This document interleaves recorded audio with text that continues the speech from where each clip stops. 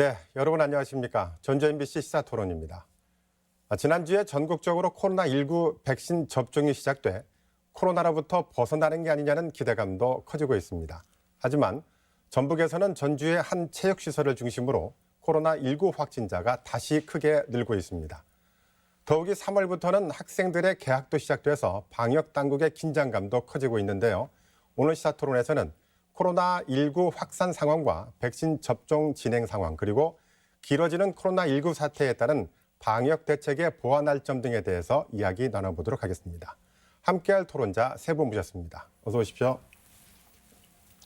자, 먼저 강영석 전라북도 보건의료과장 자리하셨는데요. 연일 고생이 많으십니다. 감사합니다. 네, 자 본격적인 토론에 들어가기 앞서서 현재 전라북도의 코로나19 상황 어떤지 잠깐 좀 들어볼까요? 예, 상황이 우리 도민들께서 적극 협조해 주셔서 그리 나쁜 상황은 아닙니다만 여전히 긴장감이 필요한 상황입니다. 최근에 감염 재생산 지수가 2를 넘어선 지가 벌써 20여일이 지났습니다. 하루에 6, 7명의 환자들이 지속적으로 발생하고 있는 상황인데요. 금일 현재 1,226명에 이르는 상황입니다. 지금까지 우리 도민들께서 적극 협조해 주신 것처럼 앞으로 개선이 되리라고 기대를 합니다. 그 감염 지수가 2를 넘어가면 감염이 더 확산될 가능성이 많다는 거잖아요. 예, 맞습니다. 네, 그런데 이제 국내로 보면은 코로나19 상황에서 세 차례 대유행 기간이 있었어요. 그런데 전라북도에서는 뭐 그리 큰 타격을 받지 않고 넘어갔는데 최근 상황이 더 심각한 것 같아요. 어떤 이유가 있습니까? 예, 사실 우리 도민은 적극 협력을 해주셔서 1차, 2차 대유행은 겪지를 않았습니다. 3차 대유행 때 우리 전라북도도 각 시설 기관마다 집단 감염들이 발생을 해서 폭증을 하고 있는 상황이긴 한데요. 우리 도민들께서 초기 상황과 지금 상황이 다르다고 하는 것을 조금 이해를 부탁을 드립니다. 사실 초기 상황 때는 우리 저변에 무증상이라든지 경증 환자들이 없었습니다. 모든 감염병에 대해서는 무증상이나 경증 환자들이 일부 있을 수 있는데요. 이 코로나19에서는 무려 80%에 가까운 비율을 차지하고 있습니다. 도 내에서 확진자가 없는 상황에서는 어쩌면 방역수칙을 지키지 않아도 전파가 있을 수가 없습니다. 하지만 확진자가 있는 타 지역으로 이동과 만남을 통해서 어떤 한 분이 감염이 된 상황에서 무증상이나 경증을 통해 우리 지역 사회로 들어오셔서 일상활동을 하시는 경우라면 그 일로 인해서 대단한 폭증이 일어날 수 있는데요. 우리 전라북도가 그런 상황이라는 겁니다. 일일 생활권입니다, 전국이. 그래서 우리 전라북도만을 따로 두고 보실 게 아니고 만남과 이동을 철저하게 좀 자제를 해주시고 또 가정이나 일터에서 방역수칙을 철저하게 지켜주신다면은 이 상황이 개선될 수 있고요. 그렇지 않다면 어쩌면 지금보다 더 악화될 수 있는 상황이라는 말씀을 드립니다. 네.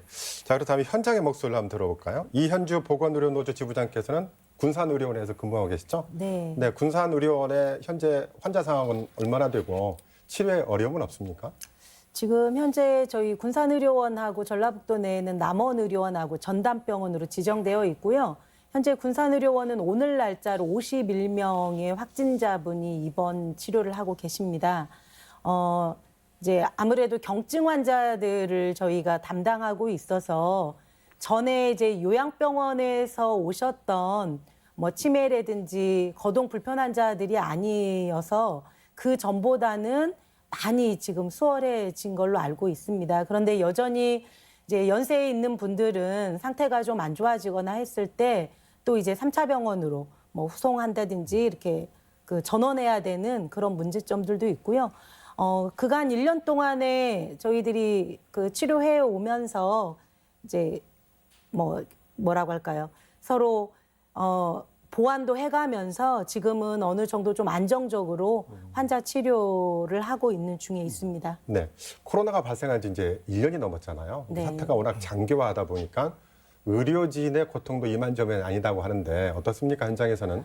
현장에서는 어찌든 정부에서는 병상수 확충 또 병상수 확보에 중점을 두다 보니까 집단 감염이 늘으면 또 병상수를 확보해야 돼서 기존의 병상들을 또 마련해야 되는 그런 부분들이 있었습니다. 그래서 여전히 저희 현장에서도 환자 수가 줄었을 때는 다시 병상을 줄이는 일반 병상으로 또 돌렸다가 또 환자가 늘어나면 또다시 격리병상으로 또 만들어야 되는 이런 부분들이 있기 때문에 의료진들도 마찬가지로 그에 따라서 전적으로 코로나 환자를 예비하고 치료에만 중점을 두면 좋겠지만 그런 상황이 아니어서 수시로 근무지도 이동이 되어야 되고요.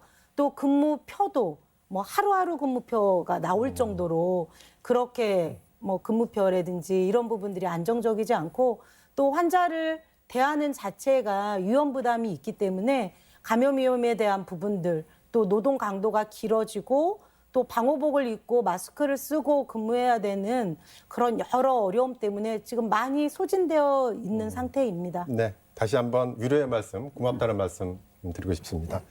자, 또 김흥주 원광대학교 복지보건학부 교수님도 잘 함께 하셨는데요. 자, 코로나19 사태가 참 좀처럼 잡히지 않고 있어요. 자, 그런데 작년 같은 경우는 초등학생 등교를 안 했는데 올해부터는 1, 2학년들 전면 등교를 시작을 했단 말이에요.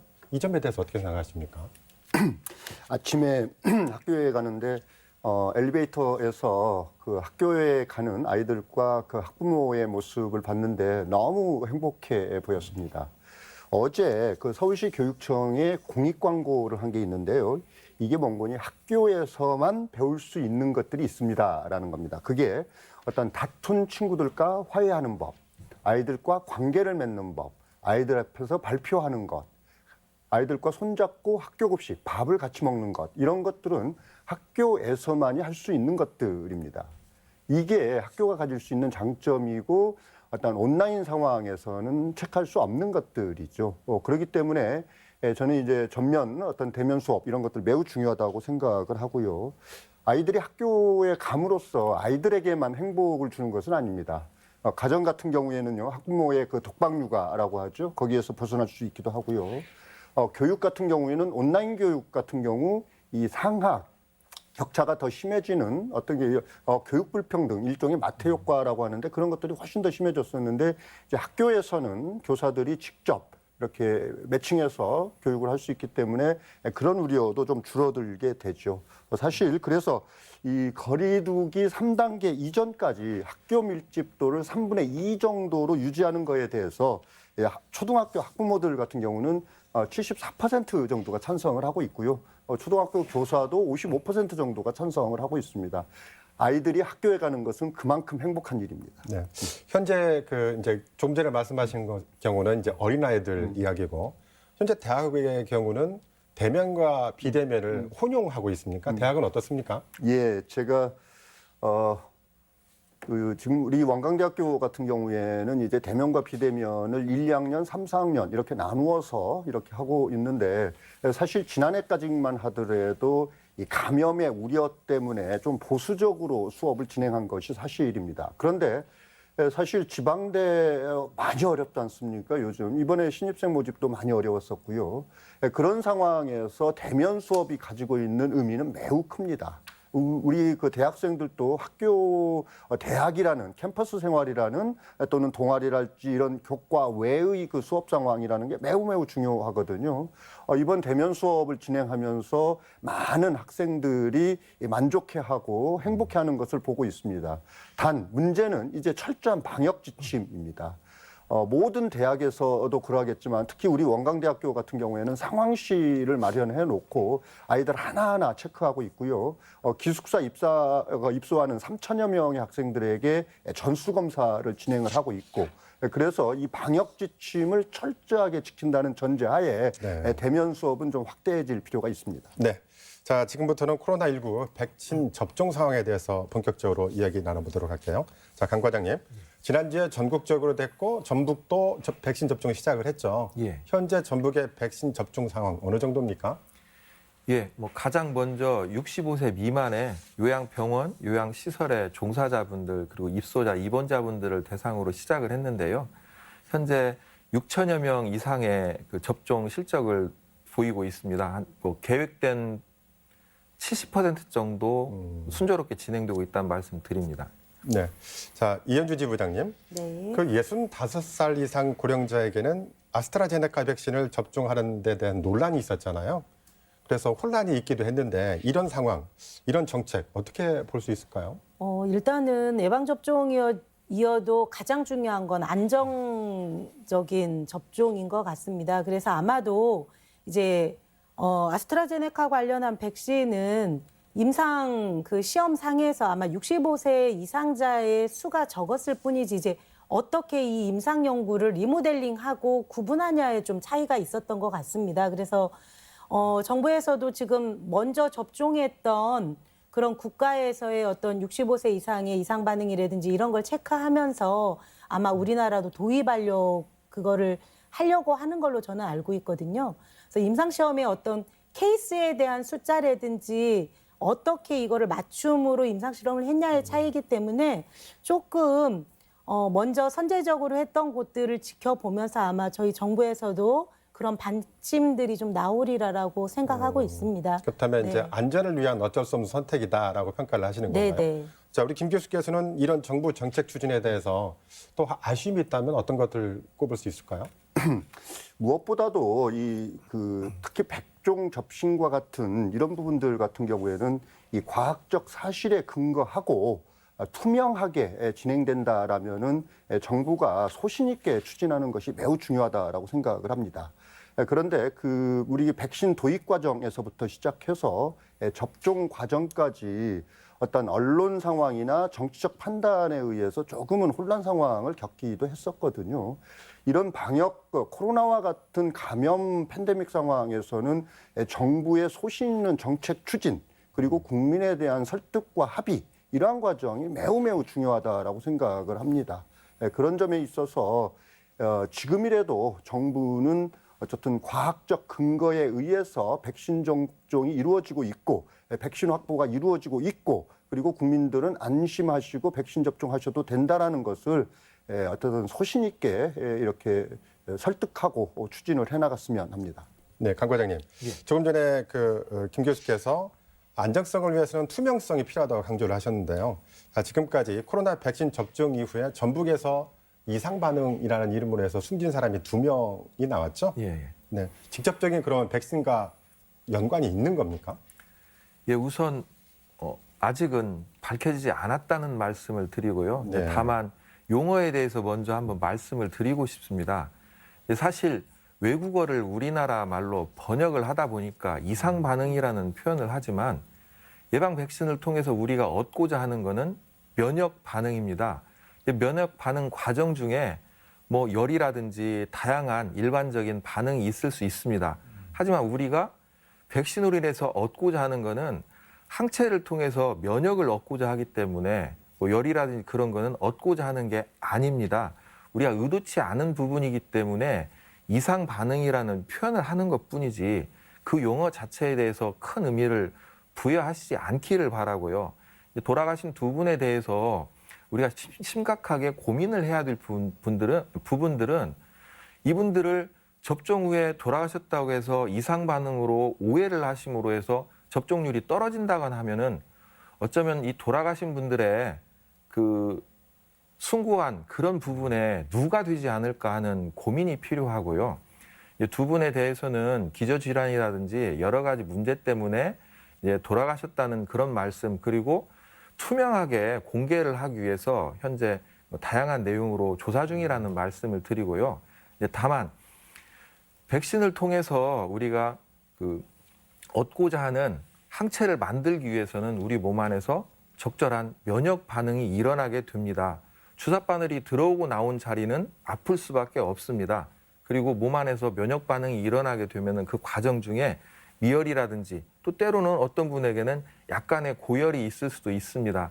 그런 반응들은 저희가 면밀하게 관찰을 하고 대부분의 경우에는 3일 이내에 개선이 됩니다. 길어도 일주일 만에 다 개선이 되는 부분이기 때문에 뭐 이상 반응이라든지 또 접종 후에 사망이라든지 그런 내용으로 해서 접종률이 떨어진다거나 백신에 대해서 불신을 하시는 건 옳지 않고요.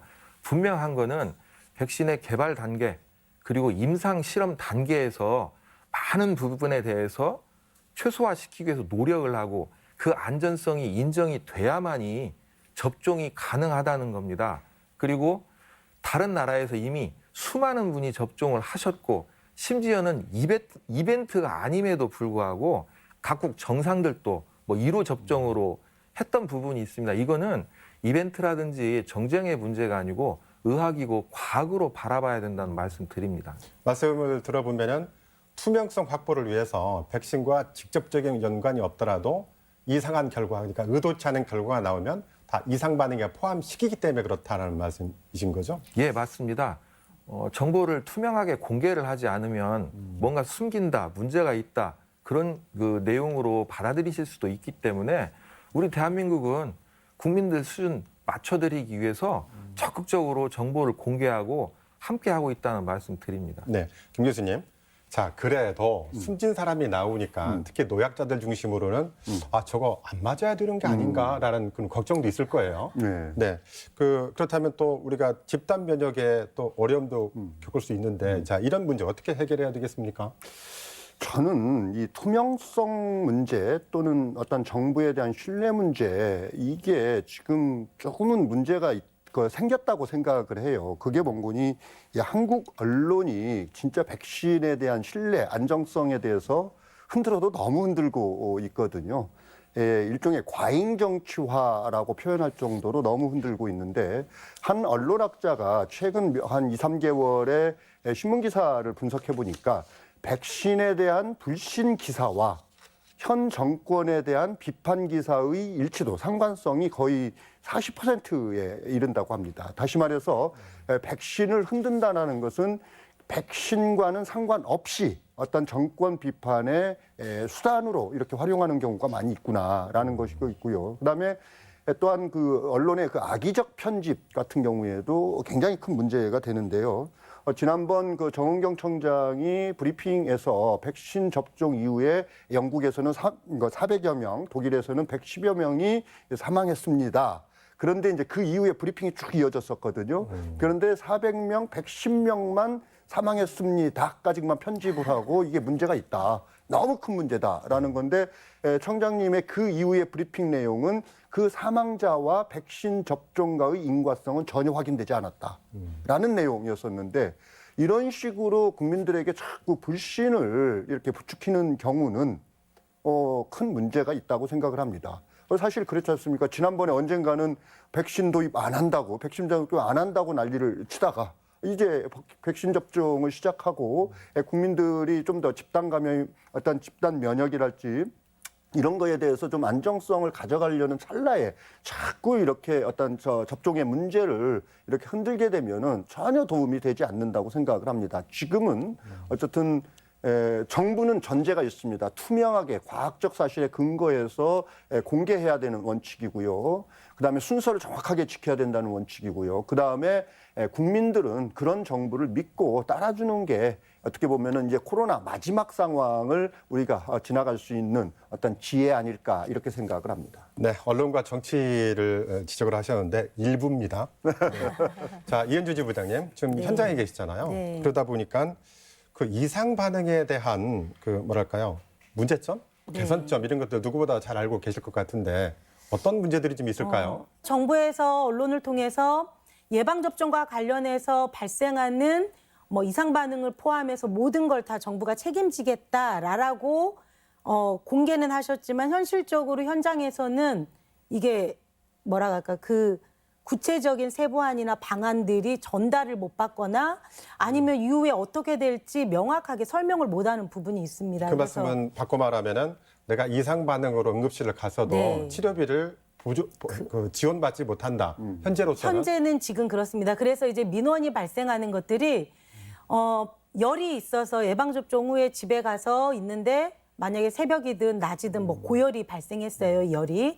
그러면 저희 현재 군산에서는 발열이 있거나 하면 다른 응급실 가도 이제 안 봐줍니다. 코로나 때문에. 그래서 군산의료원 응급실에 이제 와야 되는데 응급실에 와서 사실은 예방접종 후에 발열인 경우에는 이제 해열제를 뭐 약을 투여한다든지 뭐 주사제를 준다든지 이런 처치를 하게 되거든요. 그러면 실상 그 처치비는 얼마 되지 않습니다. 근데 응급실을 이용하다 보니까 응급이용 관리료까지 해서 한 7, 8만 원 정도 그렇게 나오거든요. 늘 본인이 부담해야 그렇죠. 된다. 근데 이제 민원인은 아니 정부에서 다 해준다고 했는데 왜 우리가 돈을 내야 돼?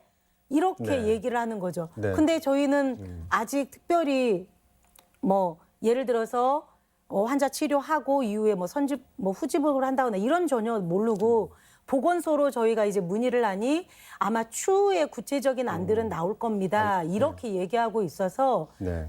알겠습니다. 아직도 네. 국민들이 그냥 무조건 어떻게 해야 되지라는 염려가 앞서고 있다라는 알겠습니다. 거죠. 혹시 그 선조치 후 지급의 계획 같은 건 혹시 없을까요? 정부 정책에서? 예. 지금 현재 치료비라든지 뭐 검사비라든지 다양한 내용은 방금 말씀하신 사회자 말씀대로 사후 보상의 체계로 지급이 되고 있는 내용입니다. 뭐 다양한 수당이라든가 그런 거는 먼저 지급이 되지만 이런 내용들은 사후에 지급이 되는 내용들이기 때문에 사후 지급이라도 어느 정도 한도는 있을 거 아니에요. 예, 현재 전에는 그 국가 예방 접종에 의해서 문제가 생기는 경우면 30만 원이라고 하는 그 기준이 있었습니다. 그보다 이제 낮은 금액인 경우에는 좀 송구스럽지만 개인이 부담을 하시는 내용으로 30만 원 이상인 경우에는 국가가 이제 보상을 해주는 체계로 했는데요. 이번에 코로나 백신에 대해서는 국가에서 분명히 뭐 금액에 상관없이 이상 반응으로 확인이 되는 경우면 사후에 보상을 해주는 걸로 돼 있기 때문에요. 네. 하지만 분명한 거는 아까 우리 지부장님께서도 이야기를 해 주신 것처럼 내 개인의 문제고 우리 가족의 문제라면 안내문도 좀 꼼꼼하게 읽어보시고 또 때로는 이해가 안 되시면 행정기관에 물어보실 수도 있고 네. 확인을 하시고서 하시는 게 중요할 것 같습니다. 초응급을 다투는 내용이냐 그렇지 않은 내용이냐도 본인이 판단을 내리셔야 되는 부분들도 있는 겁니다. 네, 알겠습니다. 자, 강 과장님. 그 일반 시민들이 제일 궁금한 게 나는 백신을 도대체 언제 맞을 수 있을까거든요. 그 앞서 이제 백신 접종에 대해서 말씀하셨는데 백신 접종의 순서가 있죠. 우선 예, 예. 어떤 계획으로 진행하고 계십니까? 예, 뭐 각국에서 좀 차이를 약간은 두고 있긴 하지만 우리나라는 코로나에 감염이 됐을 때 얼마만큼 중증도로 이행을 할 수 있는지 그런 부분 그리고 또 의료 체계에 또 사회에 얼마만큼 부담이 될 수 있는지 그런 부분이라든지 또 취약계층이라든지 다양한 내용들로 해서 분석을 하고 우선순위를 정했습니다. 뭐 전문가와 또 민간 그 사회단체 그 구성원들과 함께 논의를 거쳐서 순위를 정했는데요. 현재 처음에 정했던 내용하고 약간 이제 달라진 부분은 있습니다. 이제 현재 우리가 접종하고 있는 백신이 우리가 주도권을 가지고 있는 백신은 아직은 없습니다. 현재 개발 중에 있긴 하지만 전부 해외에서 도입을 한다거나 국내에서 생산되는 경우에도 우리가 순서에 의해서 도입을 하고 있는 상황이기 때문에요. 그로 인해서 약간의 변화는 있지만 그 정확한 순서를 통해서 진행이 되고 있다는 말씀을 드리는데요. 이제 우리 국민들께서 궁금해하시는 거는 방금 말씀하신 대로 내가 언제쯤일까 하는 내용인데요. 일반적으로 그 성인 18세에서 49세 성인의 경우에는 현재 3분기로 예정이 돼 있습니다. 일정 시기 앞서서 안내 문자가 발송이 될 거고요. 그 안내에 의해서 이제 접종 당국과 접종일을 정하게 됩니다. 그런 내용으로 해서 진행이 되겠습니다. 네, 김 교수님. 그 현재 정부의 백신 접종 순서가 있잖아요. 매뉴얼들을 하고 있는데 이 접종 계획에 대해서 혹시 아쉬운 점이 있다면 어떻게 말씀할 수 있을까요? 비교적 잘 순서가 맞춰져 있다고 생각을 해요. 그런데 이제 그 순서 과정에서 우리가 이제 코로나 상황에서 예외적으로 지금 학교가 어쨌든 3분의 2 이상의 밀집 수업이 이루어질 정도로 학교 등교가 전면 이루어지고 있고 대학교도 상황에 따라서는 지금 대면 수업이 많이 이루어지고 있거든요. 이게 이제 집단 감염의 우려가 있는 지역이라고 이렇게 생각을 합니다. 또 우리 지난번에 뭐 교도소 같은 경우 집단 감염의 우려 이렇게 많았지 않습니까? 그런 부분이 단지 연령이나 질환에 의해서만 기준이 정해지는 이런 것들이 좀 아쉬운 점이 있는 것 같아요. 어떤 그 상황에 따라서 접종 순서도 조금은 좀 예외적인 상황을 두었으면 좋겠다라는 건데 특히 학교 교사 같은 경우는 좀 우선권이 있어야 될 것 같다라는 생각이 들고요. 대학 교수도 마찬가지일 거고, 뭐 교도소나 이런 집단 어떤 밀집 지역, 군대 같은 경우도 마찬가지고요. 이런 경우 같은 경우에는 어쨌든 접종 순서에서 좀 우선순위를 주는 것도 굉장히 중요하다라고 생각을 합니다. 네, 자 시간이 많이 가서 그 다음 주제로도 넘어가도록 하죠. 자, 코로나19 사태는 저희가 한 번도 경험해보지 못한 거잖아요. 그래서 방역 정책에 보완할 점도 상당히 있을 것 같은데 이 방역 대책 과제에 대해서 한번 여쭤보도록 하죠. 가장 핵심이 되는 부분이 자 이현주 지부장님, 코로나19 백신 접종이 시작이 됐는데 집단 면역을 위해서는 어떤 뭐랄까 개인의 자유를 침해할 정도의 강제적인 접종, 그래서 그게 필요하다라고 주장하는 쪽이 있고 또 하나는 너무 지나치다, 개인의 자유도 존중해라라는 판단이 있는데 이건 어떻게 풀어야 되겠습니까?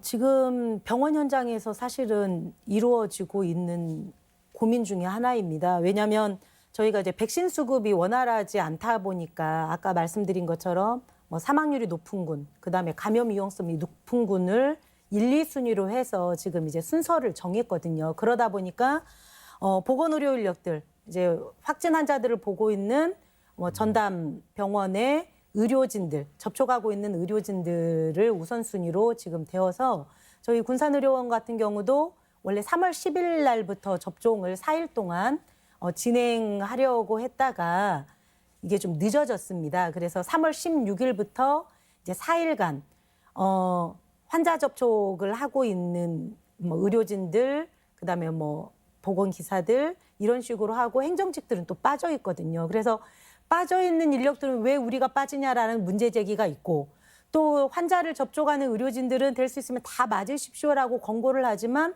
나는 아직 불안해서 또 내가 개인적으로 판단이 안 돼서 미동의하는 의료진들도 있습니다. 그런데 그 과정에서 집단 면역을 위해서는 접종률이 높아야 당연히 집단 면역률에 있어서는 효과가 있을 거라고는 생각하고 있습니다. 그런데 그걸 너무 과하게 하다 보니까 심지어는 모 병원에서는 간호사가 예를 들어서 나는 이번에는 안 맞고 싶습니다 했을 때 업무에서 배제하겠다라는 거예요. 네, 심지어는. 그래서 이게 너무 집단 감염률에 대한 부분도 중요하지만 본인이 불안하는 그런 안전성이든 어떤 다른 개인적인 판단이든 불안해했을 때 접종에 대해서는 강제하는 거에 대해서는 저는 바람직하지 않다라고 보거든요. 근데 충분히 그래서 불안하지 않게 안전하다는 취지 하에 이제 동의가 되고 좀 시기적으로 조금 늦추더라도 충분히 신뢰할 때 맞는 것도 한 가지의 방법일 수 있다. 그런다고 해서 그걸 너무 강제하거나 하는 것들이 오히려 어떤 안 좋은 그런 효과도 있지 않을까라는 입장을 갖고 있습니다. 네, 김 교수님, 이게 어떻게 보면 동전의 양면이잖아요. 네. 두 개가 같이 존립할 수 없는 거고 어떻게 보십니까 이런 상황들?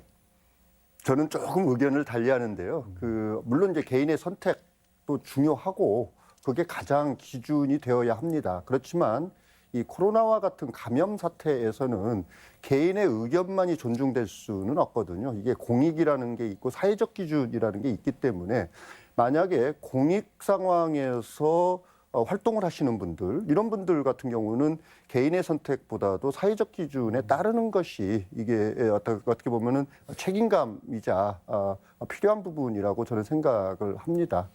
그래서 많이 어렵겠지만 개인의 선택에 의해서 백신 접종 나 못하겠다라고 할 수도 있겠지만 그로 인해서 나타날 수 있는 여러 가지 상황들도 고려해서 어떤 개인의 판단이 이루어져야 되지 않을까 이렇게 생각을 합니다. 네, 강 과장님. 어떻게 보면 강 과장님은 정책을 시행하는 분이시니까 집단 면역이냐 아니면 개인의 자유냐 이게 충돌하잖아요. 이 충돌하는 걸 보고 많은 생각을 하고 계실 텐데 느낌을 한번 말씀해 주실까요? 예, 뭐 저희 입장에서는 접종률이 높으면 높을수록 바라는 바기 때문에요. 하지만 우리 국민들께서 개개인이 선택하실 수 있는 자유도 있기 때문에 방역 당국 입장에서는 적극적으로 안전성을 안내해 드리고 또 안전을 확보하기 위한 노력을 통해서 높여 나갈 수 있도록 하겠습니다. 더 이해도를 높이는 노력이 해결책이 되겠네요. 예. 네, 알겠습니다. 자, 이제 벌써 토론을 마칠 시간이 돼서요. 끝으로 오늘 못하신 말씀이나 마무리 말씀 좀 부탁드리겠습니다. 먼저 김 교수님부터. 예. 지금까지 우리 K방역이라고 했죠. 전 세계적으로 감탄에 맞이했었던 그 방역의 핵심은 국민들이 자발적으로 참여하는 거였었습니다. 그리고 그게 이제 공동체 의식이고 어떤 다른 사람, 타인에 대한 배려였었죠. 그래서 전 세계적으로 마스크 가장 잘 쓰고 사재기 없고 어떤 순서 잘 지키고 어떤 자영업자들 수없이 인내하고 이런 과정이었었는데 지금은 장기화되다 보니까 그 균열이 좀 나타나고 있는 것 같아요. 자영업자들도 굉장히 힘들어하고 이제는 뭐 어쨌든 정부에 적극적으로 항의하기도 하고요. 어떤 그 백신 접종의 순서에 대해서 어떤 기득권층이나 이런 사람들이 그 순서 바꾸는 이런 부분들도 가끔씩 생겨나기도 하고 이러한 균열들에 대해서 우리 이 정부나 모두가 좀 관심을 가져야 된다고 생각을 합니다. 이런 점에 있어서 저는 두 가지 관점이 매칭되어야 된다고 생각을 하는데요. 국민들은 조금만 더라는 그런 생각을 좀 가지고요. 그다음에 정부는 그 조금만 더 하는 국민들에 대해서 충분한 재정 지원을 해주셔야 합니다. 이것은 과감한 재정 지원, 그다음에 빠르고 정확하게 하는 재정 지원 이러한 것들이 가장 필요로 하는 부분이라고 생각을 합니다. 네, 너무 참 오래 가기는 합니다. 자, 강 과장님 마지막 말씀. 예, 다양한 그 뭐 두려움이나 또 의심 같은 게 있을 수 있습니다. 하지만 우리나라는 우리 국민들께서 만들어주신 민주국가라고 하는 것, 투명한 민주국가라고 하는 말씀을 드리고요. 또 우리가 지금 누리고 있는 이런 백신은 21세기 의학이고 과학이라는 내용을 이렇게 말씀을 드리고요. 아까 우리 지부장님께서 귀한 이야기를 해주셨습니다. 저희가 받아들이겠습니다. 사실은 의료인이다 보니까 저희 기준으로만 놓고 생각을 했을 때, 그 이상 반응이 있을 때 이런 식으로 대응하면 되지 않겠나 그런 생각이었는데요. 말씀을 주신 거 반영을 할 수 있도록 최선을 다하겠습니다. 네, 이현주 지부장님. 네, 저희는 이제 전담병원으로서 저희 노동자들이 1년 동안 너무 힘들게 버텼습니다. 뭐 병상 확보하는 문제라든지 인력 부족 문제라든지 또 공공병원임에도 불구하고 적자를 걱정하면서 코로나19로 인해서 정부에서도 많은 노력을 했지만 그 빈틈들을 어찌든 보건의료 노동자들이 몸으로 메꿔왔습니다. 지난 1년간 그랬지만 이 시기가 또 길어질 수도 있고 또 다른 코로나19와 같은 감염병 상황이 언제 도래할지 모릅니다. 이제 이대로 더 이상은 좀만 더 버텨줘라, 몸으로 부딪혀줘라라고 하는 부분은 이제 더 이상은 좀 쉽지 않을 것 같습니다. 보다 좀 촘촘한 지원책들 또 보건의료 노동자들이 안전하게 일을 해야 우리 국민들의 건강이 저는 안전하다라고 보거든요.